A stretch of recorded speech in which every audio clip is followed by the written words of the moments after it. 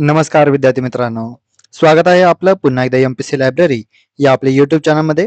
विद्यार्थी मित्रांनो, आज आहे 15 मे 2026. सुरू करूयात आजच्या चालू घडामोडी.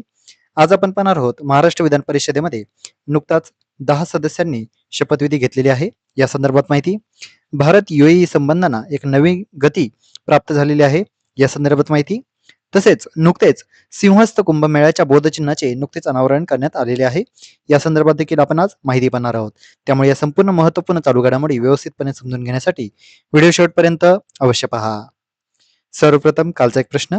काल व्हिडिओच्या शेवटी मी तुम्हाला एक प्रश्न विचारलेला होता. 16व्या वित्त आयोगाचे अध्यक्ष कोण आहेत? तर याचे योग्य उत्तर आहे पर्याय क्रमांक 3 डॉक्टर अरविंद पनगाडिया. आता आपण आजच्या दिन विशेषकडे वळूया. आज आहे 15 मे. 15 मे 1817. देवेंद्रनाथ टागोर यांचा आज जन्मदिवस. बाजूच्या चित्रामध्ये तुम्ही देवेंद्रनाथ टागोर यांना पाहत आहात. 1839 साली त्यांनी तत्वबोधिनी सभेची स्थापना केलेली होती. 1843 मध्ये तत्वबोधिनी पत्रिका आणि आदि ब्रह्म समाजाचे नेतृत्व देखील त्यांनी केलेले होते. 15 मे 1942. विजय केळकर यांचा आज जन्मदिन. त्यांना 2011 मध्ये पद्मविभूषण पुरस्काराने सन्मानित करण्यात आलेले होते.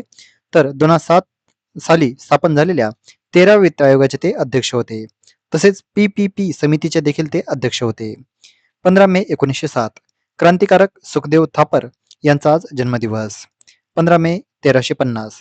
संत जनाबाई यांचे आजच्या दिवशी निधन झालेले होते. 15 मे 1993.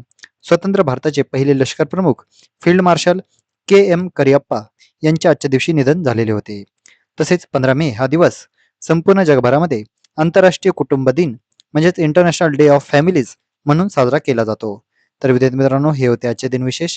आता आपण आजच्या चालू घडामोडींना सविस्तरपणे जाणून घ्यायला सुरुवात करूया. प्रश्न क्रमांक पहिला.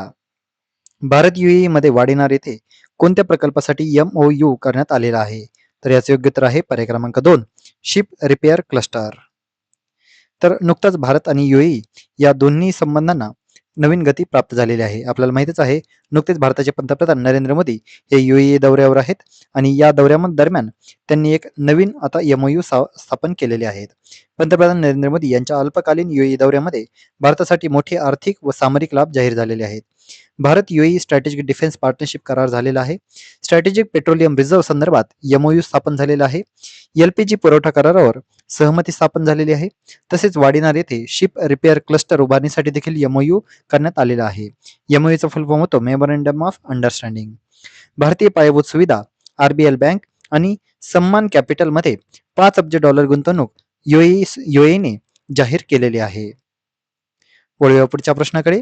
सिंहस्थ कुंभमेळ्याच्या बोधचिन्हामध्ये कोणते प्रतीक आध्यात्मिक ऊर्जेचे प्रतीक मानले जाते? तर याचे योग्य उत्तर आहे पर्याय क्रमांक 3 त्रिशूळ. तर नुकत्याच सिंहस्थ कुंभमेळ्याच्या बोधचिन्हाचे अनावरण करण्यात आलेले आहे. आता या बोधचिन्हाविषयी आपण माहिती पाहूया.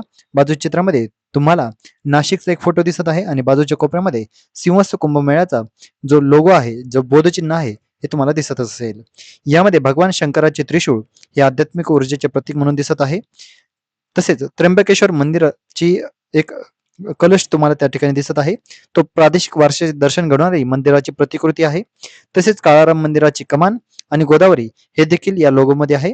गोदावरी नदी शिवलिंगाच्या रूपात दर्शवण्यात आलेली असून ती कुंभमेळ्यातील पवित्र स्नान परंपरेचे महत्त्व अधोरेखित करते. त्यानंतर पुढचा प्रश्न. महाराष्ट्र विधान परिषदेमध्ये नव्या सदस्यांना शपथ कोणी दिली? तर याचे योग्य उत्तर आहे पर्याय क्रमांक 1 राम शिंदे.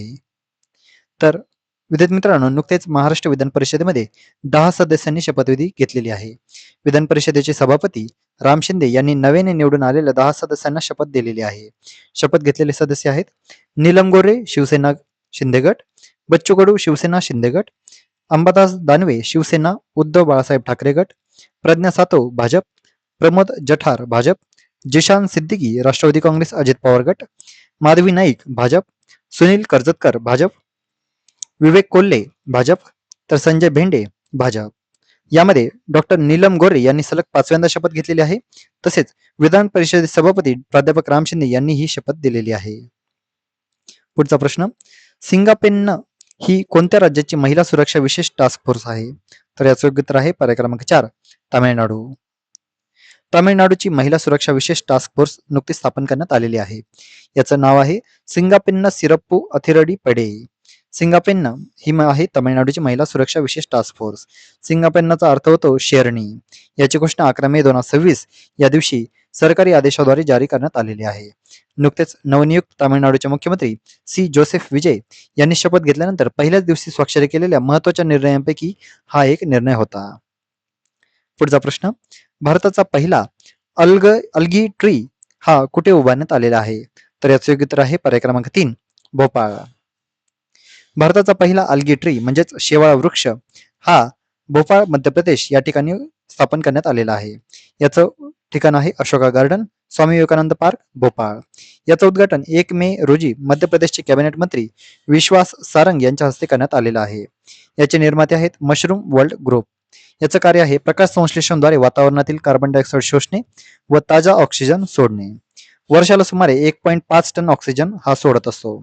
एक अल्गी ट्री हा 25 प्रौढ झाडांच्या समान कार्बन डायऑक्साईड शोषण आणि ऑक्सिजन उत्पादन करतो. तर विद्यार्थी मित्रांनो, या होत्या आजच्या चालू घडामोडी. आजच्या महत्वपूर्ण चालू घडामोडीवर आधारित मी आता एक प्रश्न विचारणार आहे, ज्याचं उत्तर तुम्ही सर्वांनी आता कमेंटमध्ये द्यायचं आहे. प्रश्न आहे, सलग 5व्यांदा विधान परिषदेची शपथ घेणाऱ्या नेत्या कोण आहेत?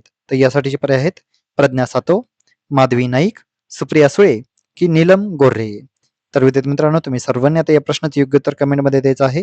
जे कोणीही विद्यार्थी या प्रश्नाचे योग्य उत्तर कमेंटमध्ये देतील त्याच्या कमेंटला नक्कीच लाईक देखील देण्यात येईल. तर विद्यार्थी मित्रांनो, या होत्या आजच्या चालू घडामोडी. तर अशाच अधिकाधिक इन्फॉर्मेटिव्ह कंटेंटसाठी आपले एमपीसी लायब्ररी या युट्यूब चॅनलला सबस्क्राईब आणि शेअर करायला अजिबात विसरू नका. धन्यवाद.